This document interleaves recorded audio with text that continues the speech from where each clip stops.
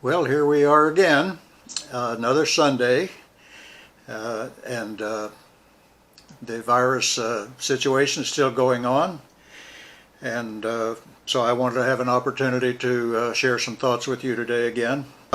Last week, we talked about what had happened, particularly to the disciples on the road to Emmaus. We talked about the fact that it was 8 days from the time that from the time of the resurrection until Thomas finally entered the picture. And I got to thinking about Thomas, and I thought I want to do a little more study and research on him. And most of us we think of him, and every time we think of Thomas, probably the first thing that goes through your mind is the little phrase "Doubting Thomas." That's where it comes from. Because we remember him from that fact, even though there were other things that were involved in Thomas's life. But the interesting thing about it is, I sort of wondered where Thomas was during those 8 days. Where was he, for example, when Joseph of Arimathea and Nicodemus went to get the body of Jesus? How come Thomas is not mentioned? Was he a part of that, or was he gone? Had he already left? What about when the women went to prepare the body for burial? Was Thomas around any place? We don't know. We have no idea where he was. What about the Sunday morning when the women came back after having met Jesus and been told by the angels that Jesus was risen from the dead? They immediately went back to the upper room where a number of the disciples were, but apparently Thomas wasn't there. So where was he? What was going on with Thomas? And then when Peter and John ran to the tomb, we don't find any of the other disciples that did that. So where was Thomas in all this episode?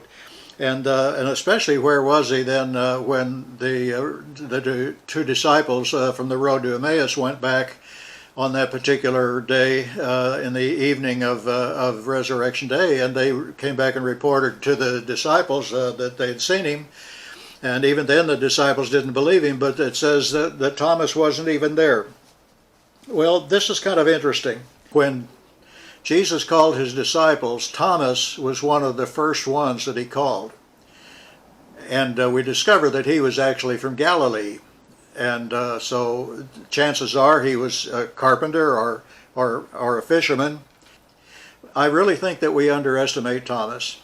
I think that we have an inaccurate picture of what kind of person Thomas was and who he really was, because he was not only one of the first disciples that Jesus called, probably one of the first 7, but he was also identified as one of the 12 apostles. Now, it's one thing to be a disciple, a follower, a learner, but the apostles were those that Jesus handpicked to specifically carry out the Great Commission after he was gone. And every time, in fact, in Matthew, Mark, and Luke, the only time that Thomas is mentioned is when he is listed with the 12 apostles. They never mention his name again. John is the only one that talks about Thomas. In fact, he's the only one that goes into any detail concerning some of the experiences that were involved concerning Thomas's life. And this sort of brought me to an interesting question. Thomas was always there where the action was, even though we don't hear about him, but every time you see the term, the 12 apostles, you know that Thomas is going to be a part of that, because he was one of the 12. And so he went through all of the 3 years of following Jesus and listening to him and seeing his miracles and so forth and so on. When John writes about Thomas, he doesn't talk about him as a person except in the events that took place in the last week to 10 days of Jesus' earthly life. And I just find that really, really interesting. Now, there's the only 4 times that John talks about Thomas at all. Number 1 is, if you remember, and you go back to the Gospel of John starting in around chapter 19 and follow on through chapters 20 and 21. And here's what you find. When Jesus raised Lazarus from the dead, and he wanted to go back to Jerusalem, the other disciples said, No, no, no, no. You don't want to go back there. It's too dangerous. Thomas, though, is the one that said, well, let's go back and we'll die with him. Now, we don't know if he was saying that in a sarcastic way or if it was a matter of his commitment, but we do know this, that Thomas is the one that said, let's go back. The next time that we see anything about Thomas is when in the 14th chapter. By this time they're in the upper room. They've had the Pentecost, the Passover, and Jesus is now talking to them and sharing with them the fact that he's going to die. And then he says, and where I'm going, and I'm going to prepare. John chapter 14.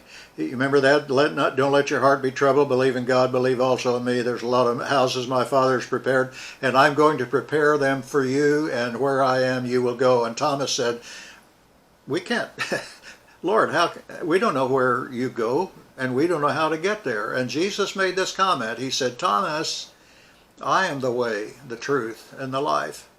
And no one comes to the Father except through me. Then the third time we see it is when the disciples tell Thomas that they've seen Jesus, because Jesus showed up, if you remember the first time, with Thomas when Thomas wasn't there. There was a group of about 7 of the disciples, and but he wasn't there. And when they told him about it, he said, I won't believe this until I can see the scars in his hands and his side and his feet. And then the last time we see is where 8 days later, then when Jesus appears to Thomas, to the disciples, and Thomas is there, that's when he says, my Lord and my God. Now, we don't hear Thomas say anything for 3 years. And then all of a sudden, at the very end of the earthly ministry of Jesus, we find out all this about Thomas. And the next time we see them then is in the upper room, as I said before, where he washes their feet and so forth and so on.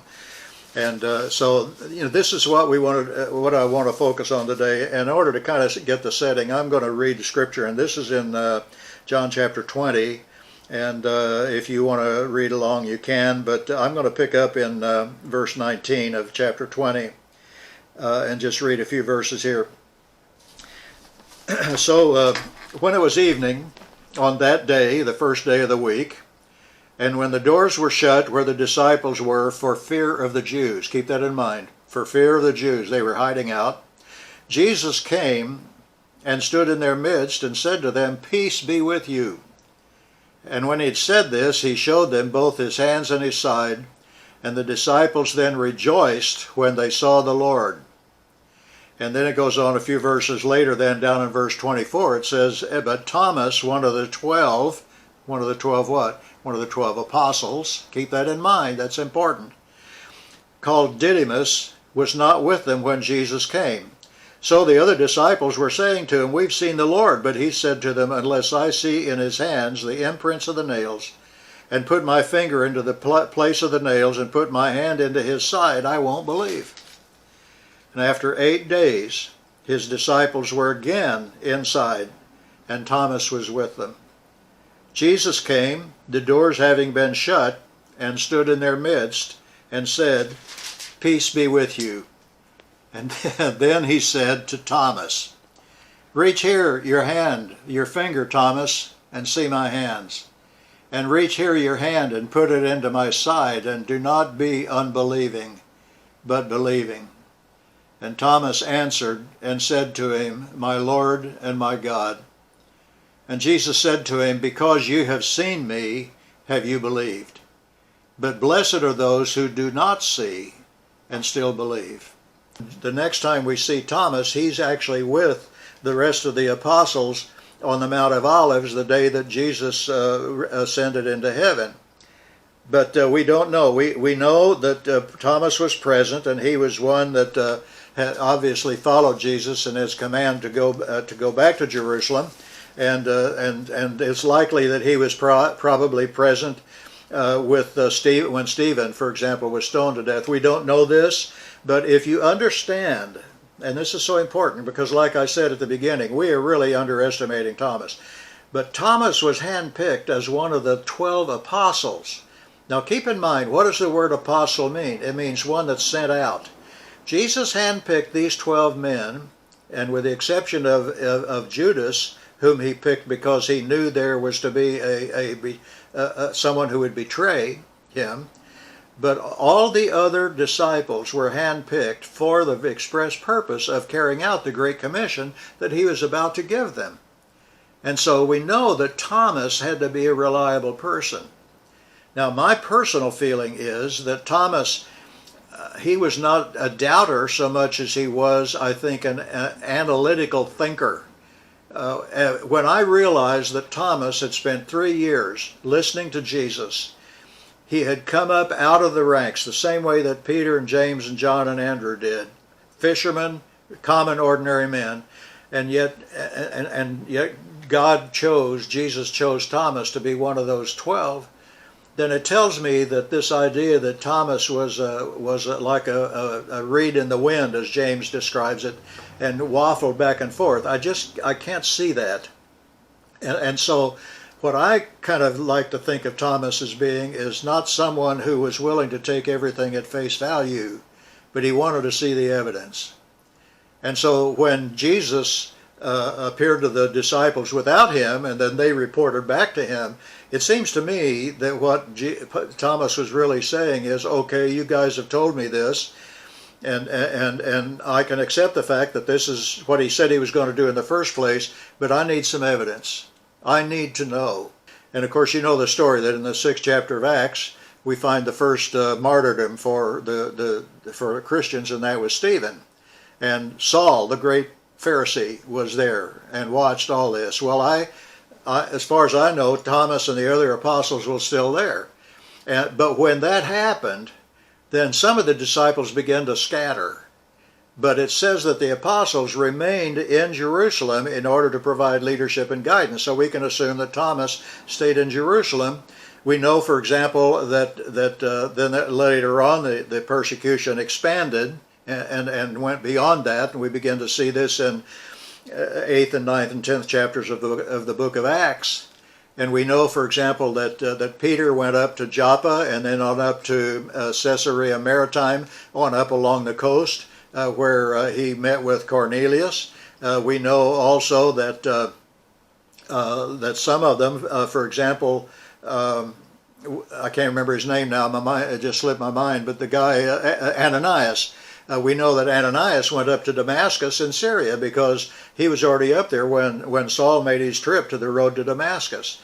And so we know that the people were scattering. And then we see also, as you study through the book of Acts, that many of them began to congregate around Antioch, which is way on further north, even further north into Syria and the edge of Lebanon. And so these people began to migrate, and we can assume, and again, we have no evidence of that, but we can assume that as one of the apostles, it's very, very possible that Thomas ended up with that group up there in Antioch. And while they were in Antioch, if you read Acts chapter 13, you find that as they were ministering and fasting before the Lord, God began to call some of these men out. And the first one was Saul, or Paul and Barnabas. And then they laid hands on them and sent them out on. And that was Paul's first missionary journey. Well, what happened to the other guys? Well, we don't really know. But most historians believe that Thomas ended up going to Parthia. Now, it's interesting that would be a term or a location. But if you go back to Acts chapter 2, when the people are talking about how they're hearing all the Peter's sermon, in their own language, one of the groups that's listed as Parthians. It says that we are Parthians. Well, who were the Parthians? The Parthians were the people from modern-day Iran. Well, it appears from extra-biblical literature that Thomas ended up going, first of all, to a specific Khorasan, I think it's called, in Parthia, or in Iran. And then from there he continued to move on, so that by about 53 AD, or 52 AD, the other ancient texts indicate that he ended up on the southwest coast of India. And then the next, just a year or two after that, in around 53 AD, I think it was, somewhere in that area, we find that Thomas, while he's in a time of prayer, while he was praying, people came and killed him with either arrows or spears, and then he was buried over on the other side. Now, here's the interesting thing about this. Thomas is known as the Apostle of India. And he's known, and just by looking at the different locations that we find him, it becomes evident that he had a vast, vast influence throughout all of India, because he went everywhere from southwest India all the way into the inland, to the central part of the country, all the way up to where he was buried in northeast India on the northeastern coast.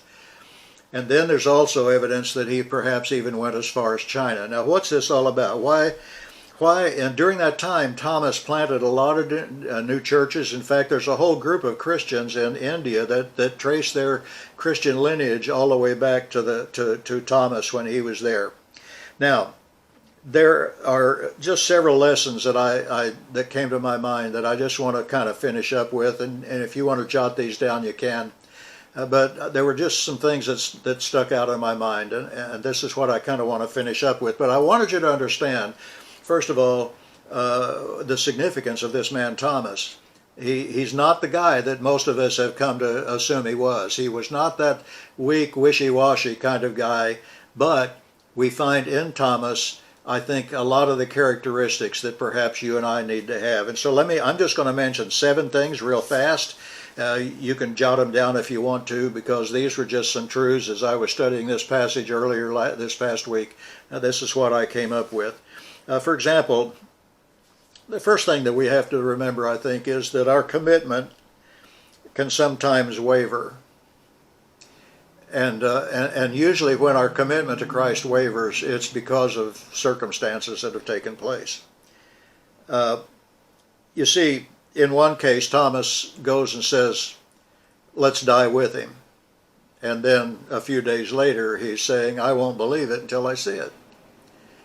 And so you and I, especially when we're going through circumstances like we are right now with the virus and the economic situation, there may be things going on in our lives that cause us to just kind of wonder, what's this, is God really in control of all the circumstances? Well, intellectually we know he is, but what about in the area of our faith and our confidence in? The second thing that came to mind, and I just wrote this down, there are times when we just don't show up in our own commitment and our own faithfulness. We just back off and we think, well, somebody else can take care of that. And as a result, until the external circumstances around us settle down, we have a tendency to live lives of fear and uncertainty and apprehension, and we don't allow ourselves to stay true in our faith and our commitment to the Lord. Doesn't mean we've lost our salvation. It simply means that we have wavered. We're like the guy that James talked about when he said, some people, your faith is like a reed in the wind. Whichever way the wind blows, that's the way you bend. And so we need to understand that there are those times, and we might as well be honest about it and say so. And then sometimes the third thing that came to my mind is that probably too many times in our lives that our faith really depends on whether or not we've seen any evidence. And so during those times when we see no evidence of God being involved, where was God when so-and-so died? Where was God when this happened? Where was God when 9/11 happened? All these different things. And we have to come to grips with the fact that our faith, listen to me, our faith cannot be determined by the circumstances of our lives. Just because you're going through a hard time, you must not allow that to change the way in which you put your faith and confidence in God. The fourth thing that I see in this passage of Scripture and in the story of Thomas is, I think, equally important, and that is that there seems to be a direct link between the degree or the type of our faith and the level of our commitment. It's kind of hard to have a commitment without some level of faith, and it's also unrealistic to think that you have faith if you don't make some kind of a commitment. And I think this is what we see in this illustration in looking at what Thomas said on 2 different occasions. And as I look back now at Thomas's life and the fact that he was a part of that original hand-picked group of people that God was going to send to the uttermost parts of the world, as the Great Commission says.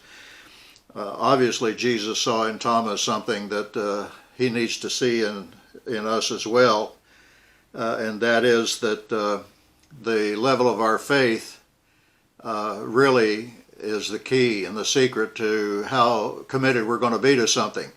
And so as we face things like we're facing right now in our country and in the world, we need to understand that there's that if we're going to make any kind of a commitment that is lasting and serious in our walk with Christ, it's going to require that we come to a point in our lives where we just basically trust Him without any exceptions. And then let me just touch on these last three just real quickly. The fifth thing that I jotted down here was that true and mature faith depends on the extent to which we submit ourselves to Jesus Christ as our Lord and Master. Because, and this is, we saw this in Thomas, because when he was finally satisfied with the evidence that he saw in the person of Christ, the first thing he did was he described and he said, "My Lord and my God." That's interesting he would use those two words, because the word Lord, of course, means master, means the boss, the controller of your life, but also use the word God, Adonai, which basically deals with the nature and the character and the purpose and the power of God. And so he connected those two things together, and I think that's important for us to be able to keep in mind.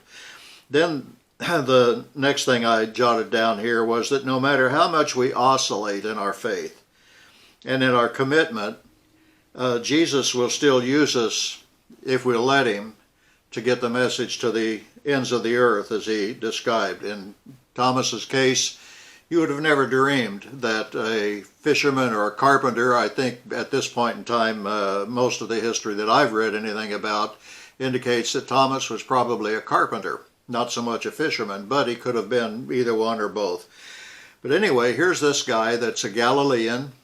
He's relatively recognized as one of the many Galileans that didn't have a whole lot of education.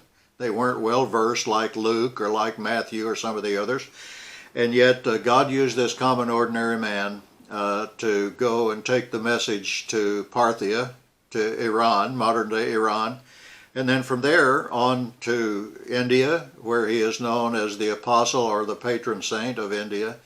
And from there then perhaps, as some indications are, that he may have gone even as far as China.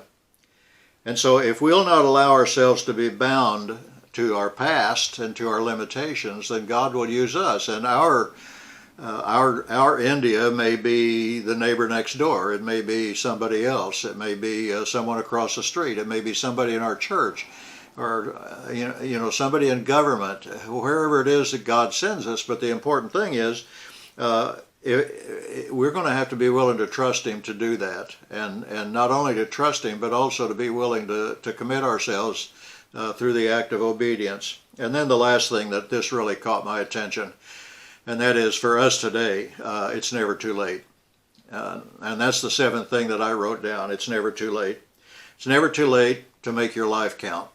No matter how you may have spent a lot of your time on other things in the past, where we find ourselves right now, it's so important that we be diligent in making ourselves available to the Lord. You see, we don't have to live what I like to call an 8 days later life, where 8 days, it took 8 days before Thomas saw the evidence that all the others had already seen. And so He's a God who lives, He's a God who forgives, He's a God who saves. And we just need to remember that God really wants to use us to send us to our own Parthia, or our own India, or our own China. But in order for that to happen, we really need to be able to do what Thomas did and simply acknowledge, when we've seen the evidence, "My Lord and my God." Well, that's what I had in mind today. So I hope that this has been an encouragement to you, and we will look forward to another time. Hopefully next week. We'll just have to wait and see. If I don't show up, I decided to quit. Anyway, have a wonderful day, and we look forward to seeing everybody here as soon as possible.